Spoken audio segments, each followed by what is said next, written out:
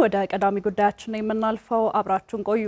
በእንጅባራ ከተማ የሚገኙ አምራች ፋብሪካዎች ለተሻለ ስራ ዕድል ፈጠራና የውጭ ምንዛሬን ለማሳደግ መሰረት የሚጥሉ መሆናቸውን የአማራ ክልል ምክትል ርዕሰ መስተዳድር ዶክተር አብዱ ሁሴን ተናገሩ።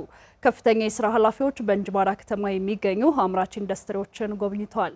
ዘገባው ያድነው ማሪቆስ ነው። በቃሉ ፈረደ እንደሚከተለው ያቀርበዋል። በእንጅባራ ከተማ አስተዳደር መሬት ከወሰዱ 86 ባለሀብቶች ውስጥ 56 ባለሀብቶች ግንባታ ማጠናቀቃቸውንና 28ቱ ደግሞ ወደ ስራ እንደገቡ ተገልጿል። በከተማዋ ፋብሪካዎችን በሙሉ አቅም ወደ ስራ ለማስገባት የኃይል አቅርቦት ችግር ለስራቸው ፈተና እንደሆነባቸው ተመላክቷል። ችግሩ ከተፈታ በሙሉ አቅም ወደ ስራ በመግባት ለበርካታ ወጣቶች የስራ ዕድል እንደሚፈጥሩም ተገልጿል። የአማራ ክልል ምክትል ርዕሰ መስተዳድር ዶክተር አብዱ ሁሴን በከተማዋ ያሉት ፋብሪካዎች የአርሶ አደሮችንና የኢንዱስትሪ ትስስርን የሚያጠናክሩ መሆናቸውን ገልጸዋል። ግብርና ይደግ ሲባል ግብርና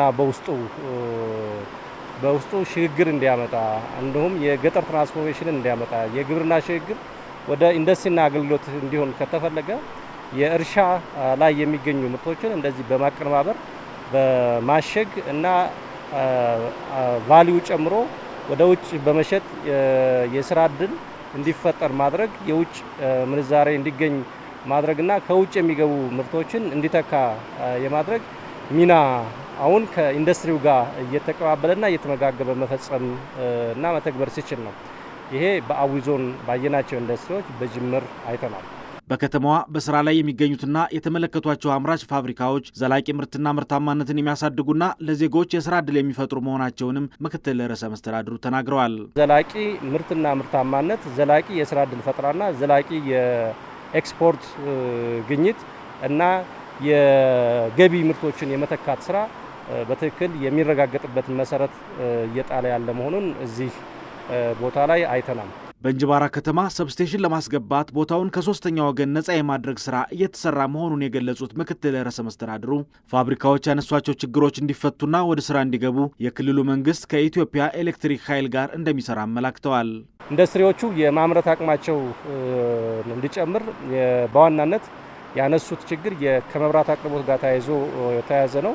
የመብራት አቅርቦት የመቆራረጥ ሳይሆን የቮልቴጅ እጥረት እንዳለ ሁሉም ኢንዱስትሪዎችን አቅርበዋል። ይሄንን ለመፍታት በመንግስት በኩል የሰብስቴሽን ግንባታ እዚህ አካባቢ ላይ በእቅድ ተይዟል። የዞኑ አስተዳደር ከሶስተኛ ወገን የማጽዳት ስራ ጀምሯል። በእኛ በኩል ክትትል አድርገን በዚህ ዓመት በተቻለ መጠን ወደ ስራ የሚገባበትና አብዛኛው የግንባታ መጠንና ደረጃ የሚጠናቀቅበትን ሁኔታ በመፍጠርና ሌሎች የመስመር ዝርጋታ ስራዎችን ከኢትዮጵያ ኤሌክትሪክ አገልግሎት ጋርና ከፓወር አቅራቢው ድርጅት ጋር በመነጋገር የክልሉ መንግስት ይሄን ለመፍታት በቅርበት እየሰራ ስለሆነ በዚያ ልክ ውጤት ይገኛል የሚል እምነት ነው ያለው። በጉብኝቱ ምክትል ርዕሰ መስተዳድር ዶክተር አብዱ ሁሴን፣ በምክትል ርዕሰ መስተዳድር ማዕረግ የአስተዳደር ዘርፍ አስተባባሪ ዶክተር አማኑኤል ፈረደ፣ የአዊ ብሔረሰብ አስተዳደር ዋና አስተዳዳሪ ቴዎድሮስ እንዳለው፣ በአካባቢው የሚንቀሳቀሰው የሀገር መከላከያ ሰራዊት የኮር አዛዥ ብርጋዴር ጀነራል አዲሱ መሐመድን ጨምሮ ሌሎች ከፍተኛ የስራ ኃላፊዎች ተገኝተዋል። የአባይ ወንዝን መነሻና ገባሮቹን በማልማት ለቱሪዝም መዳረሻነት እንዲውሉ ለማድረግ መስራት እንደሚገባ የቱሪዝም ሚኒስቴር ገለጸ። ለህዳሴ ግድቡ ደህንነት አባይን መጠበቅ ቅድሚያ የሚሰጠው ጉዳይ እንደሆነም በቱሪዝም ሚኒስቴር የመስህብ ልማት ዴስክ ኃላፊ አቶ ነስረዲን መሐመድ ተናግረዋል። ዘገባው የይልቃል ዳኜ ነው። አድነው ማሪቆስ እንደሚከተለው ያቀርበዋል። ታላቁ የኢትዮጵያ ህዳሴ ግድብ ተጠናቆ ለአገልግሎት ክፍት መሆኑ ይታወሳል። ታዲያ ይህ ግድብ የታለመለትን ዓላማ እንዲያሳካም የአባይ ወንዝ መነሻንና ገባር ወንዞችን መጠበቅ፣ ማልማትና መንከባከብ ተገቢ ነው። መነሻውንና ገባሮችን ማልማት ደግሞ የግድቡን ህልውና ለመጠበቅ የሚኖረው ፋይዳ ከፍተኛ ነው። የኢፌዴሪ ቱሪዝም ሚኒስቴርም ይህንን ከግምት ውስጥ በማስገባት ግድቡ ኃይል ከማመንጨት ባለፈ ለቱሪዝም መዳረሻ እንዲሆን ለግድቡ መሰረት የሆኑትን የአባይን ወንዝ መነሻና ገባር ወንዞችን ለቱሪዝም መዳረሻነት እንዲያገለግሉ መስራት ይጠበቅበታል። በቱሪዝም ሚኒስቴር የመስህብ ልማት ዴስክ ኃላፊው አቶ ነስረዲን መሐመድ ከአሚኮ ጋር በነበራቸው ቆይታ መነሻውና ገባር ወንዞች ከሌሉ ታላቁ ወንዝ አባይም ሆነ ህዳሴ ግድቡ ስለማይኖሩ የአባይ ወንዝ መሰረቶችን ማልማት ቅድሚያ የሚሰጠው ተግባር ነው ብለዋል። እነዚህ ምንጮች ከሌሉ የሚፈሰው ውሃ የለም፣ ዞሮ ዞሮ ግድቡ የለም ወደሚል ይመጣል። ውሃው ግብአት ካላገኘ ስለዚህ ሶርሶቹን መንከባከብ ማለት ሰው የተፈጠረበትን ማንነቱን ራሱን የተገኘበትን መንከባከብ እንዳለበት የሚያሳይ ነው። አንደኛ ነገር ለመንከባከብ ሌላም ስራ ለመስራት በትክክል በጥናት ይሄንን ሶርሶቹን በደንብ አንደኛ መለየት የኛ ስራ ይሆናል።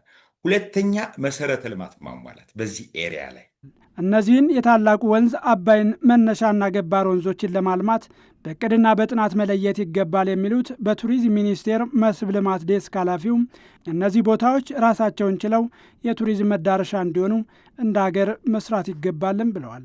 የሪፍት ቫሊ ቱሪዝም ሰርኪዩት አለ አይደል? መስመር አለ።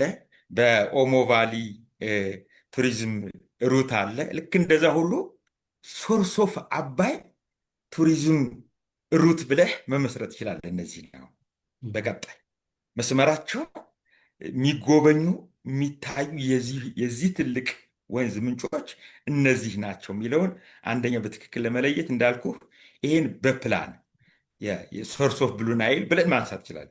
የአባይ ምንጮች ሶርስ ኦፍ ናይል ወይም ሶርስ ኦፍ አባይ ቱሪዝም ሩት ብለን ብንመሰርተው መስመሩን በሙሉ ለማልማት አንደኛ እቅድ ያስፈልገዋል።